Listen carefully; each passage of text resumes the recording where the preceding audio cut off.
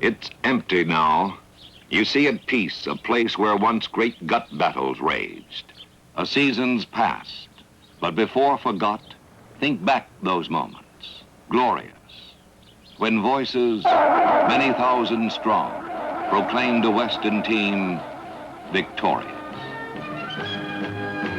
That team, the Oakland Raiders, the defending AFL champions, had been the winningest team in the American Football League since 1963.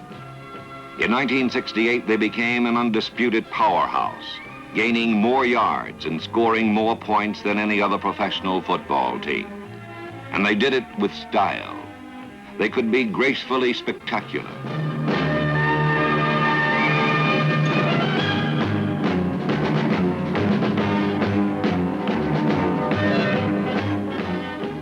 Or pugnaciously spectacular.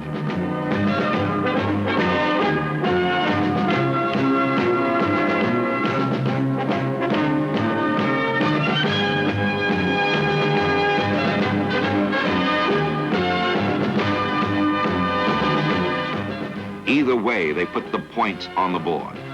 Beat the best, and this film traces the week-by-week struggle of the longest, most exciting uphill battle in American Football League history.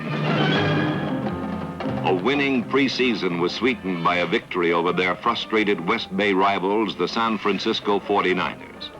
The regular season and the longest race began against the Bills in Buffalo. The defense that had earned fame in '67, as the 11 angry men did not all return, but those that did went right back to work. Tom Keating, the injured All-Pro of Oakland's front four, was missing, but still there was Ike Lassiter, Big Ben Davidson, and the perennially underrated Dan Birdwell. Filling in competently for Keating was number 85, Carlton Oates. In the secondary was the great cornerback, Willie Brown. Dan Connors was still over the middle, but rookie Chip Oliver from USC was brought in to replace the injured linebacker Bill Lasky. Despite the changes, the defense led by number 34, Gus Otto, held the Bills and forced a punt early in the first quarter. Now there was another rookie and a new wrinkle in the Raiders' attack. George Atkinson, a 9'6" sprinter from Morris Brown College, opened the scoring flood that would embarrass even the strongest teams.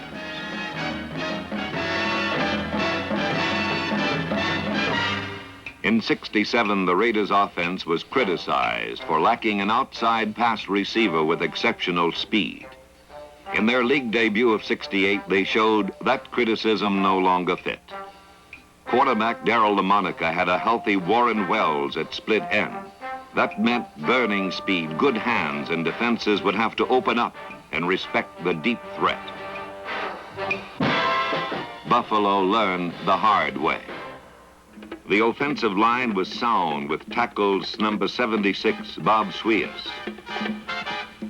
number 79, Harry Shue, guards number 63, Gene Upshaw, number 70, James Harvey, and Mr. AFL 00 Jim Otto, the 9-year All-Pro center.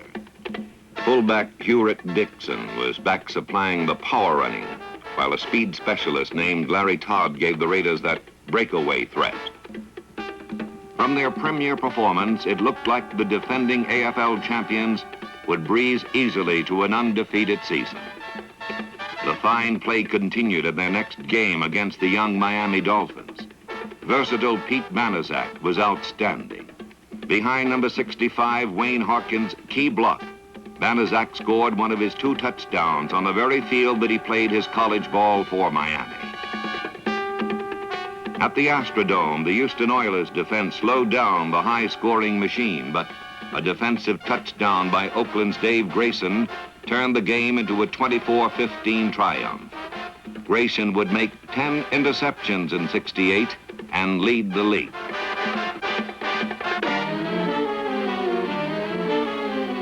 Finally, homecoming, undefeated, a win today over the Boston Patriots would make the Raiders number 1 in the West. The show put on for the home fans was nothing short of magnificent. The Silver and Black were enchanted. Nothing could go wrong. Even fumbles paid off. Flanker Fred Biletnikoff, following this play, picked up the lost ball and scored. It was another big win for the Raiders, their 14th in a row, and best of all, they were now number 1 in the West.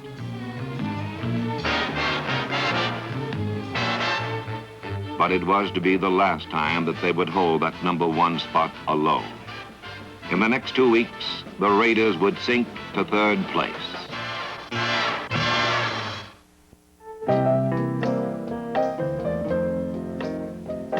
It was a rainy day in October when the San Diego Chargers visited Oakland.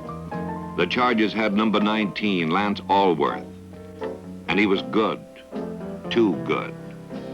But the Raiders were okay right up to halftime and only trailed 17-14. But the second half was all San Diego, and Oakland lost 23-14. The myth that the Raiders were unbeatable ended, and they were in a tie for second place with San Diego. In first place, and their next opponent, the Kansas City Chiefs.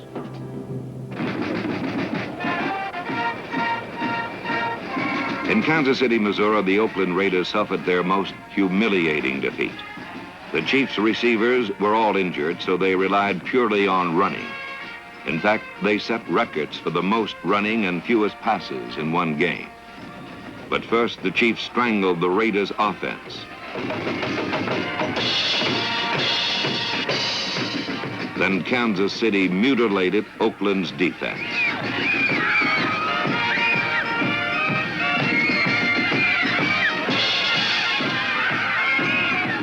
With half the season gone, the Raiders dropped to 3rd place behind Kansas City and San Diego. They had to win every game from now on, or else.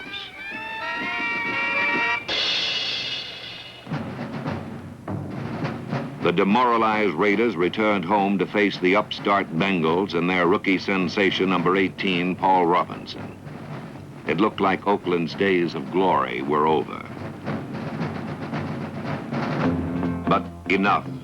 And to a man, the pride and poise that had made this team the 1967 AFL champions returned.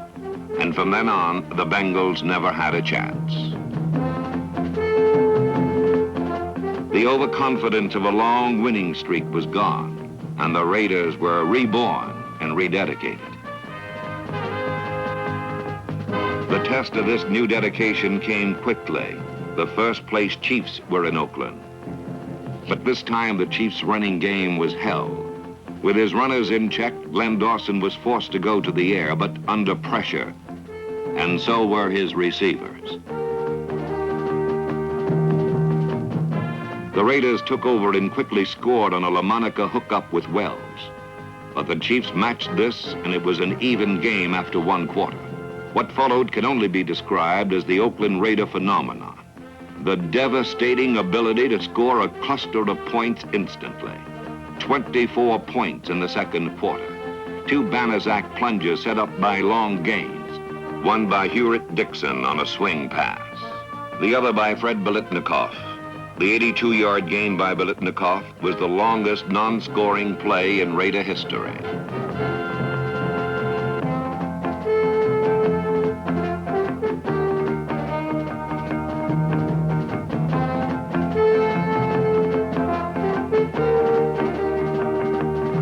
The third touchdown was a quarterback draw by LaMonica. The Chiefs' spectacular offense could never compensate for the rash of Raider scoring. Oakland won, but was still tied with San Diego for second place. But now the two were only a half game behind the Chiefs, who still held the number 1 spot. But LaMonica's knee was injured late in the game, and he could not play the following week. His replacement was a 41-year-old veteran quarterback who played sparingly and is used as a kicking specialist. George Blanda, 19-year veteran of the football wars, had to beat the Denver Broncos to keep Oakland's title hopes alive. The old man murdered them. He threw 4 touchdown passes, one the longest scoring pass in Raider history, a 94-yard combination with Warren Wells.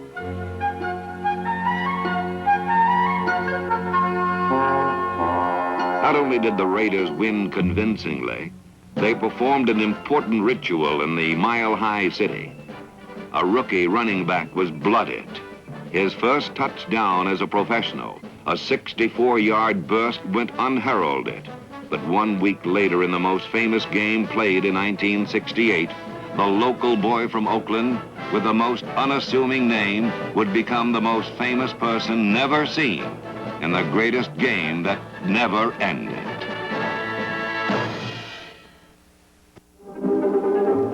It was the 11th week of the season, and the New York Jets, under the command of Lord Fu Manchu Joe Namath, were in the Oakland Coliseum.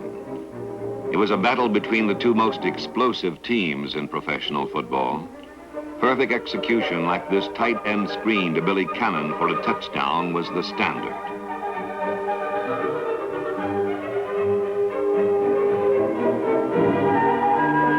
An injury to all-pro cornerback Kent McLuhan placed rookie George Atkinson against professional football's leading receiver Don Maynard.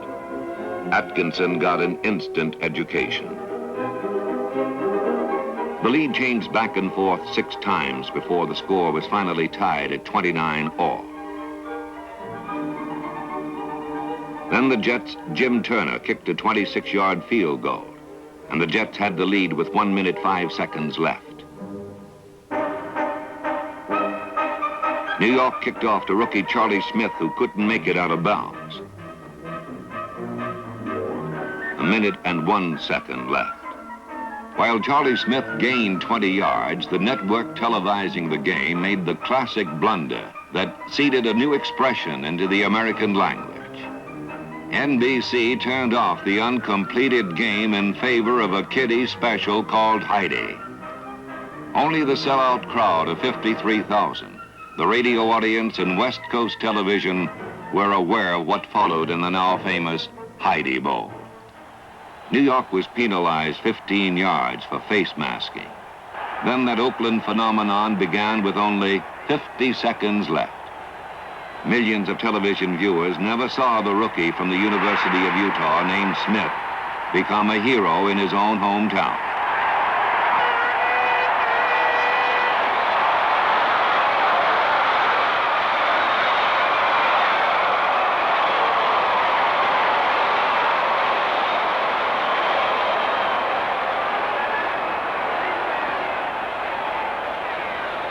Once again, that historic moment and the 9.6 speed that made it possible.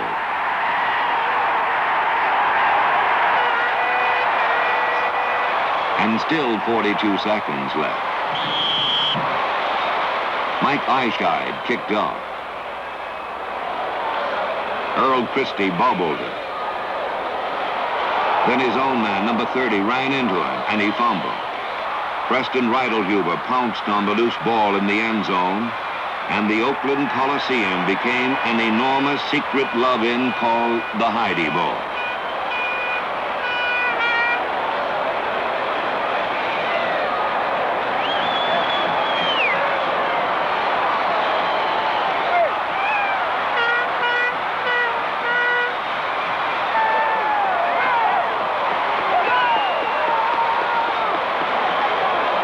Oakland scored 14 points in 8 seconds and won. But the Jets were virtually the Eastern Division champs, while the Raiders, even with this great victory, were still in a tie for second place in the West. The momentum of a Heidi Bowl carried into the following week against the Bengals. This time, no rookie sensation named Robinson would burn them with an 82-yard touchdown. It was the defense's greatest day, a complete shutout. The offense was phenomenal too, gaining over 600 yards, and the Raiders beat the coming Cincinnatians. Even as the Raiders defeated the Bengals, something more important was happening this week. San Diego lost to the Jets. That meant that Kansas City and Oakland, with equal records, were tied for first place with only 3 games remaining. Since they did not play each other, it was possible to win every game and still be tied. If so, there would be the first Western Division playoff in history. On Thanksgiving Day, the Raiders, coming off a short week, were almost upset by the visiting Buffalo Bills, but for a great defensive effort by rookie George Atkinson. The Broncos were next, and like the week before, the Raiders barely won. The difference being a 65-yard repeat of Smith's first pro touchdown in Denver. Each week, Oakland seemed to be getting weaker, while Kansas City seemed to be getting stronger. The last game of the season was against the only team the Raiders had not beaten, the San Diego Chargers. Kansas City had played its final game the day before and won easily over the Broncos, assuring them a first-place finish. The pressure was all on the Raiders. It was a must-win to force a playoff. By the half, both teams had scored, but San Diego led 13-10. Then the defense broke open the game. Roger Byrd fought a pass away from Jack McKinnon, and the Raiders took the lead, never to trail again. Even though they held the lead on spectacular plays like this 50-yard bomb to Wells, the Raiders, for the third straight week, just barely won. And worse, these very Chargers were the same club Kansas City had humiliated the week before, 40-3. This meant the Chiefs would be the favorites in the playoff. The Raiders, underdogs.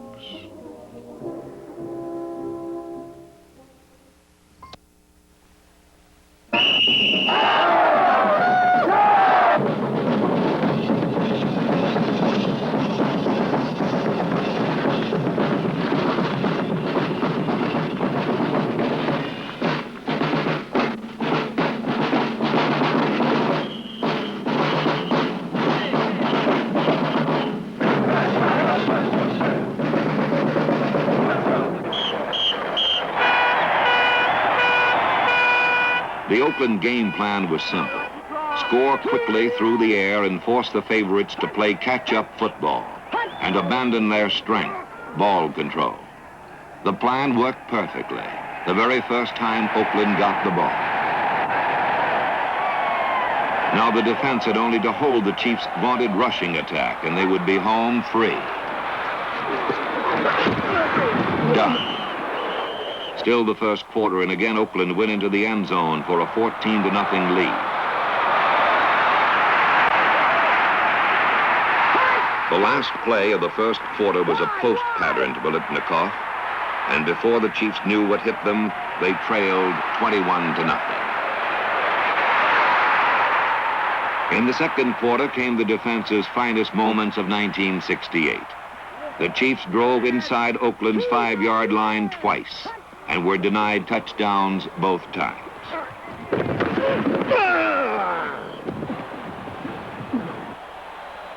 Instead, they were forced to take 2 field goals, less than 10 yards from the goal line.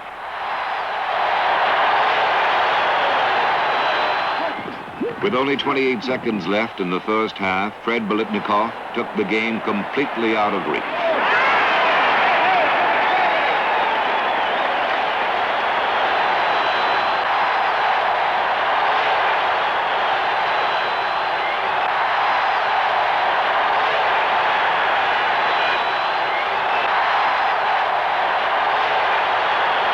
What it was just superior effort by one of football's most deceptive flankers.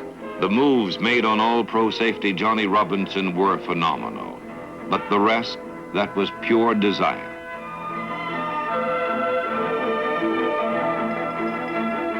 You could read the final score on the faces of the players. Despite the nagging injuries, despite the longest Western Division race, despite the experts' predictions of eventual failure, despite everything, the Oakland Raiders had the discipline, faith, and desire to triumph in the West. Now they would meet the Jets in New York as defending AFL champions in quest of their second straight championship. After the Heidi Bowl, there was no real favorite. It was a struggle between pro football's 2 finest teams. The only factor, a violent wind that gusted up to 30 miles per hour. Joe Namath challenged the wind and put New York into an early lead. LaMonica closed the margin with a strike to Bolitnikov. But Oakland trailed all the way to the fourth quarter. Don Maynard had been Namath's favorite target against the Raiders because the veteran faces rookie George Atkinson. This time, Atkinson burned Namath and Maynard. Only a rare tackle by Namath saved a score. But Pete Banaszak made the touchdown on the next play, and for the first time, Oakland had the lead with little time left in the game. It did not take long for Namath's arm to put the Jets into scoring range. Don Maynard, although not the primary receiver, on the next play found himself the open man, and New York regained the lead. But everyone knew from the Heidi Bowl that Oakland's scoring potential was terrifying. LaMonica hit Wells for a 37-yard gain, and a piling-on penalty moved the ball to New York's 12 with only 2 minutes left. If there were just one play in the thousands that a team executes in one season that could be replayed upon request, this swing pass would be that one for the Raiders. The loose football was a fumble that cannot be played, only recovered. The Jets took over and gave Oakland one more chance, but not enough time. The Oakland Raiders missed their date with destiny by 4 points, which is a lot fewer than the Baltimore Colts lost theirs by. The New York Jets made history by going to the Super Bowl and defeating the National Football League. It was a culmination of a dream for every American Football League team, and now the sports world knew what the Oakland Raiders had known for a long time. In 1963, it was pledged that the Raiders would become the finest organization in professional sports. Since then, the dynamic silver and black have become the winningest team in the AFL. But the true test of an organization is how long its success can endure. Past titles are only a plateau. The ultimate goal, a world championship under the new head coach, John Madden. Yet 1968 will live in the memory of Raider fans, for it was a season of uphill struggle to defend the title in the West, then to be set back in the East. But for the Oakland Raiders, 4 points could not blot out a year of glory, nor could any event erase years of pride, poise, and progress with a single day of defeat.